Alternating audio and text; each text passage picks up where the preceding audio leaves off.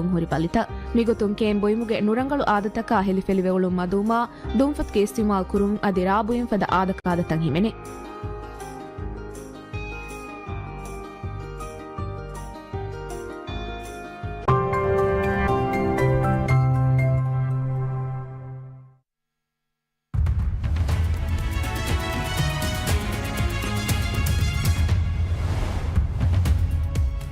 Making headlines this hour.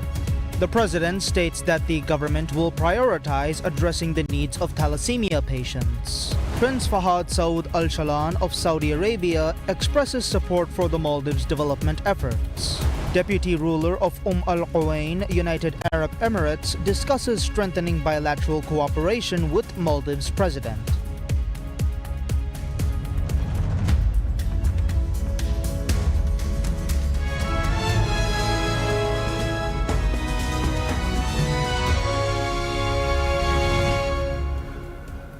Bismillahir Rahmanir Rahim. Assalamu alaikum and welcome to PSM News in English with me, Abdullah Ahil. And now the news in detail. President Dr. Mohammad Muiz states that the government will prioritize addressing the needs of thalassemia patients. He made this statement during a meeting with the thalassemia community held on May 5th at the president's office.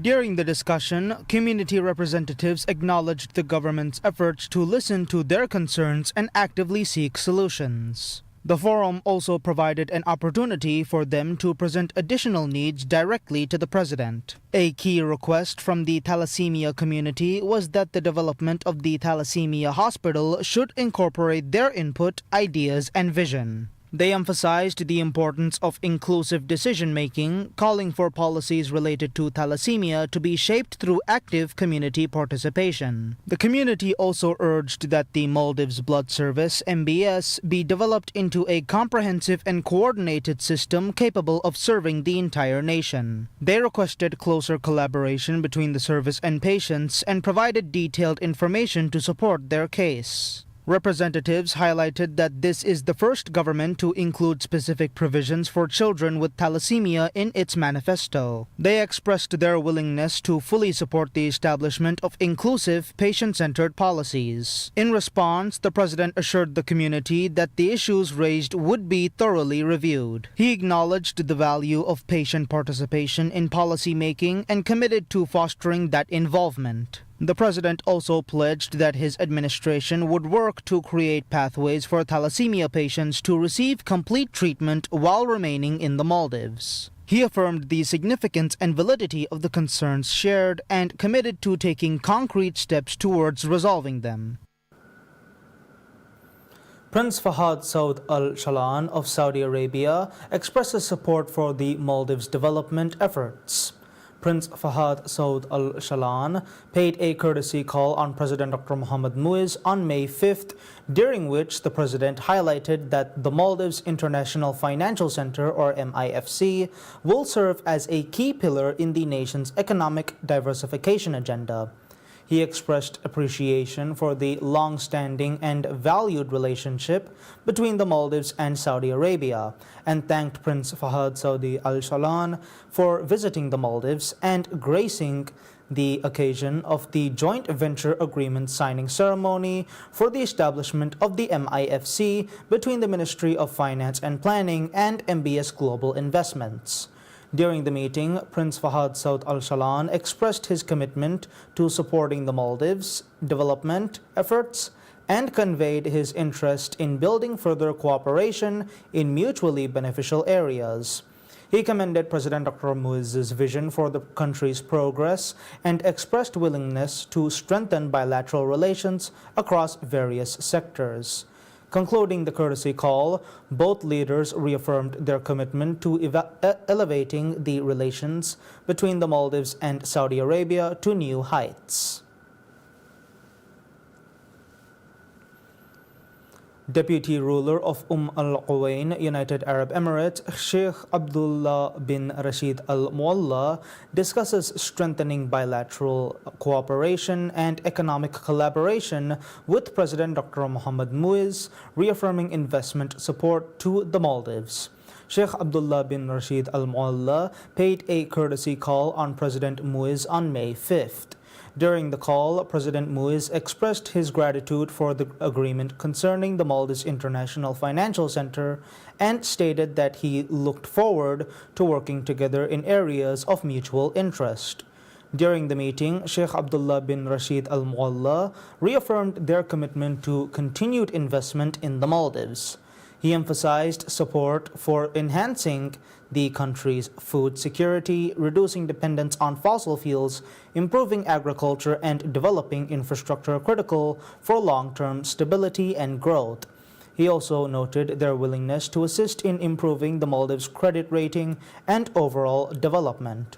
Concluding the call, both leaders expressed their shared commitment to strengthening cooperation and working together in the future.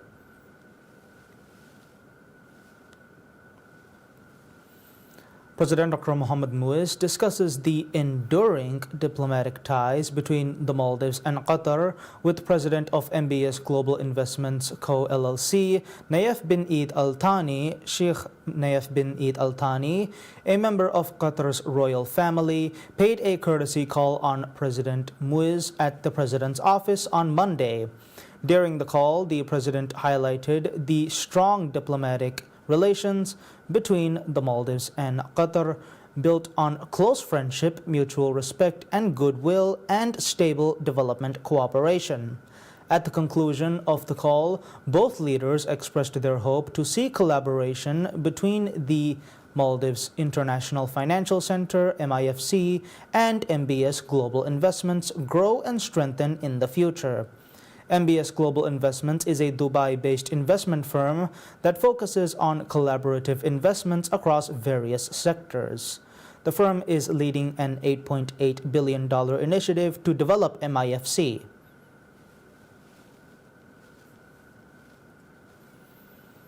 President Dr. Mohamed Muiz and Marwan Al-Hajari, chairman of MBS Global Investments Corporated, LLC, discusses progress on the Maldives International Financial Center, or MIFC, a flagship investment of $8.8 billion aimed at diversifying the Maldivian economy.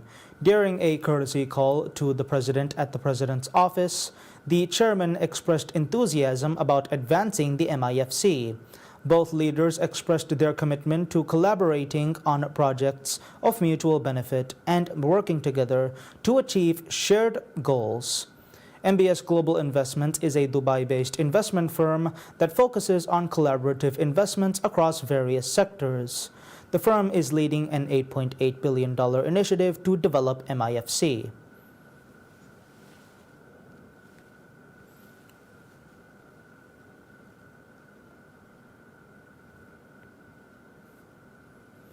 President Dr. Mohamed Muiz describes India as a reliable partner in the Maldives' development.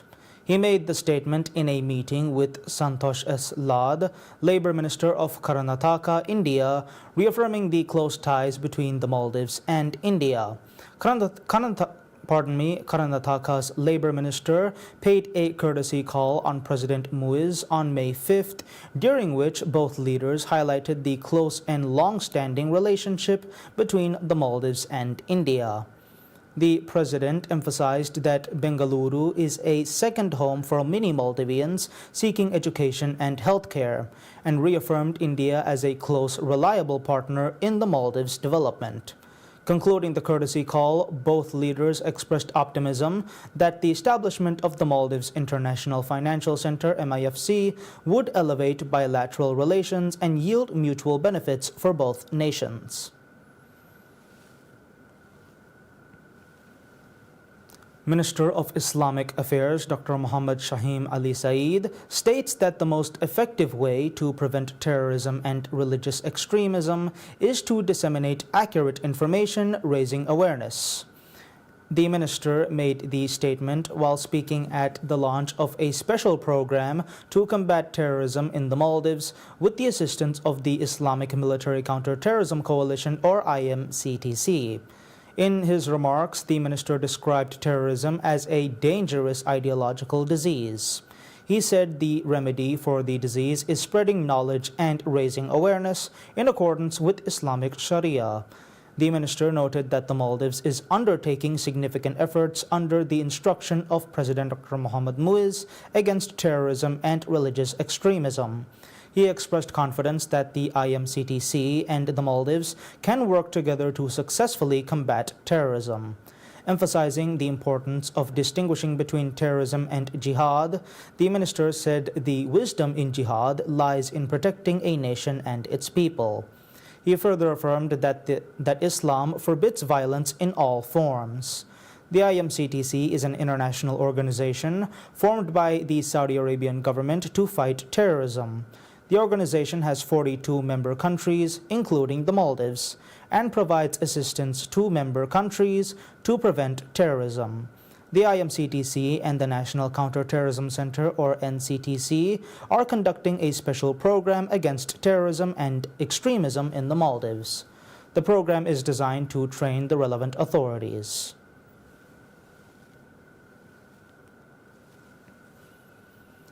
The National Bank, Bank of Maldives BML, announces strong financial results for the start of the year, posting an operating profit of $45.2 million and net profit of $32 million in the first quarter. Last year, BML recorded an operating profit of $45.9 million. Therefore, the current year's net profit is a decline of 1.4% compared to the same period last year. While the net profit was $32 million in the first quarter, this is an increase of 1% compared to the same period last year. During 2024's first quarter, the net profit was $31.8 million. The quarter saw steady growth across core business areas with $110.2 million in new loans to individuals and businesses, a 72% increase compared to Q1 2024. The bank's net loan portfolio also grew by $30.4 million, while capital and liquidity levels remained robust, well above regulatory standards. BML's Chief Executive Officer and Managing Director Mohammad Sharif said the bank recorded its best ever financial performance last year and that the bank was pleased to maintain the momentum into the first quarter of 2025. He added that the bank's solid financial position enables it to further its mission of expanding banking access and enabling growth for individuals, businesses, and communities across the country. With a nationwide network of 39 branches across all 20 atolls, 107 self-serving banking centers, 165 ATMs, agent banking services, and a full suite of digital banking solutions, BML is dedicated to serving individuals, businesses, and communities across the country.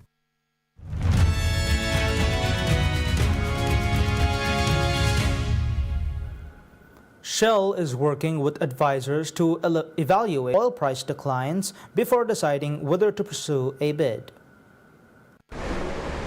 Citing people familiar with the matter, Bloomberg News said the oil major has been more seriously discussing the feasibility and merits of a takeover with its advisors in recent weeks, adding that any final decision will likely depend on whether the rival stock continues to slide. Shell has grown almost twice the size of BP with a market value of about £149 billion.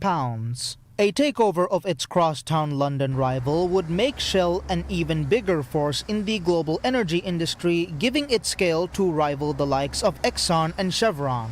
A merger would also certainly invite regulatory scrutiny considering the size of the deal.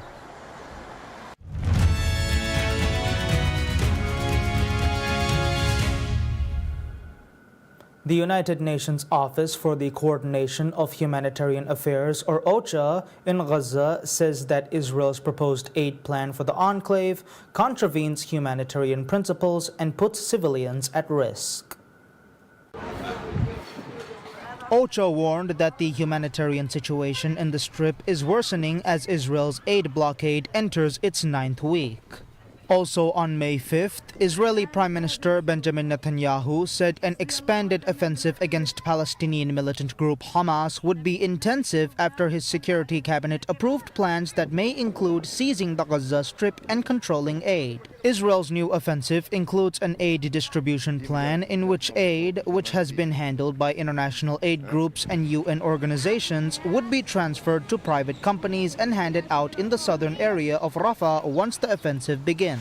The UN said these aid hubs violate principles of neutrality, impartiality, and independence and could even put aid workers at risk. Israel's ground and air campaign in Gaza has since killed more than 52,000 Palestinians, most of them civilians according to local health authorities, and left much of Gaza in ruins.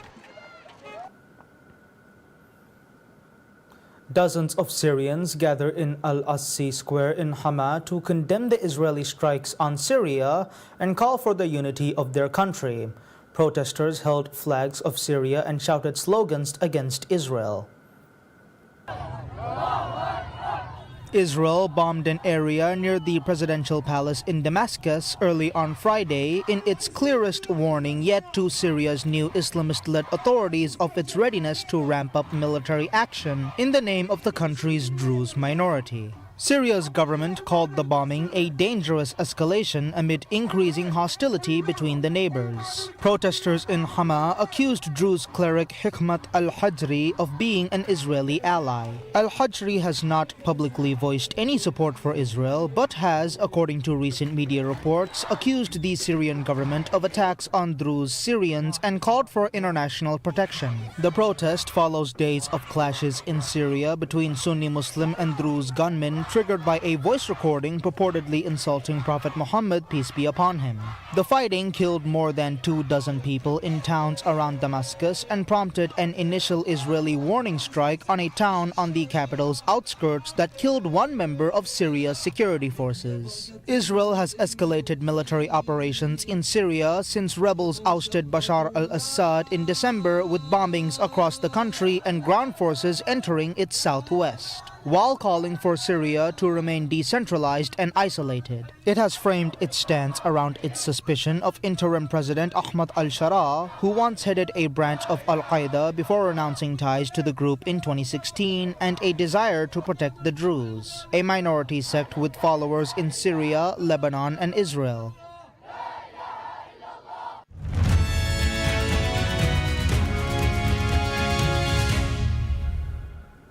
England forward Harry Kane finally ends his career-long trophy drought after securing the Bundesliga title with Bayern Munich in his second season at the club. The England captain, who 2 weeks ago broke a league record with his 60th goal in his first 60 league games for Bayern, also looks set to become the first player in Bundesliga history to be crowned top scorer in both his first 2 seasons. Leverkusen's 2-2 draw at Freiburg on Sunday handed Bayern an unassailable 8-point lead over the second-placed rivals with 2 games left to play. Bayern drew 3-3 at RB Leipzig on Saturday. Idly regarded as one of the greatest strikers of his generation, England's all-time top scorer and second on the all-time Premier League scorers list, Kane had won a hatful of individual awards. He had, however, no single team trophy to show for his efforts at 400-odd goals for clubs and country, and with talk of a Kane title curse developing over the years. That ended on Sunday when Bayern secured their 34th German league title and their 33rd since the introduction of the Bundesliga with Leverkusen's defeat to Freiburg. Kane did not play on Saturday due to suspension after he picked up a 5th yellow card last week and had to watch from the stands before a last-gasp Leipzig equalizer spoiled any planned Bayern celebrations. Kane had spent the majority of his professional career at Tottenham Hotspur, playing for the London club from 2009 to 2023, with some loan spells in between prior to joining Bayern in a league record transfer with 100 million euros. In England, he failed to win a trophy with Spurs, being Champions League runners-up in 2019, while also reaching consecutive finals at Euro 2020 and 2024 with the national team. So his move to Bayern, Germany's record champions and six-time European champions, was all about finally adding trophies to his goal-scoring records and fulfilling his title-winning ambitions. In his first season, however, he saw Bayern Leverkusen cruise to a domestic league and cup double without defeat, snapping an 11-season title-winning run by Bayern along the way as the Kane title curse headlines re-emerged. This season, however, he was not to be denied as he fired in 24 league goals prior to Saturday's game to keep Bayern in top spot throughout most of the season.